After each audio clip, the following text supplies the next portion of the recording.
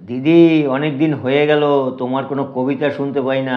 সুন্দর দেখে একটা কবিতা বলো না দিদি। সকালে উঠে আমি দাঙ্গা করে চলি, মনে মনে সারাক্ষণ মিথ্যে কথা বলি, সারাক্ষণ মানুষদের ধরে ধরে মারি, সারাক্ষণ মানুষদের উপর কুৎসা করি। অনেক অনেক ধন্যবাদ।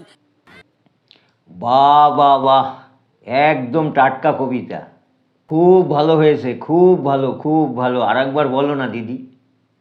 সকালে উঠে আমি দাঙ্গা করে চলি, মনে মনে সারাক্ষণ মিথ্যে কথা বলি, সারাক্ষণ মানুষদের ধরে ধরে মারি, সারাক্ষণ মানুষদের উপর কুৎসা করি। অনেক অনেক ধন্যবাদ।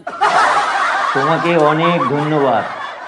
অন্যরা যা বলে বলুক দিদি, আমার খুব ভালো লেগেছে। ওই দেখো সবাই দাঁড়িয়ে গেছে দিদি, হাততালি দেবে।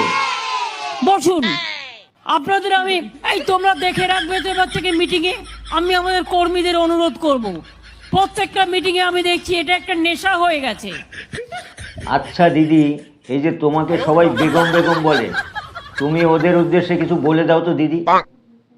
যারা হিন্দু মুসলমান করছেন তাদের আমি পরিষ্কার বলি, শুনে রাখুন, আমিও হিন্দু ঘরের মেয়ে, আমার সাথে হিন্দু কার্ড খেলতে যাবেন না। আমার সাথে হিন্দু কার্ড খেলতে গেলে আগে বলুন আপনি নিজে ভালো হিন্দু কিনা। দিদি, কবিতা তো শোনালে, এবার তোমার জীবনের একটা স্মরণীয় ঘটনা শোনাও তো। নবান্নটা দুলছিল, নবান্নটা কাঁপছিল, কলকাতা কাঁপছিল, দক্ষিণ চব্বিশ পরগনা কাঁপছিল, উত্তর চব্বিশ পরগনা মিদনাপুর কাঁপছিল, আর তোমরা ঘুমাচ্ছিলে।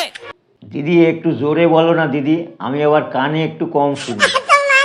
বলো আচ্ছা করকে কান খুলকে শুননা। নবান্নটা দুলছিল, নবান্নটা কাঁপছিল, কলকাতা কাঁপছিল, দক্ষিণ চব্বিশ পরগনা কাঁপছিল, উত্তর চব্বিশ পরগনা মিদনাপুর কাঁপছিল।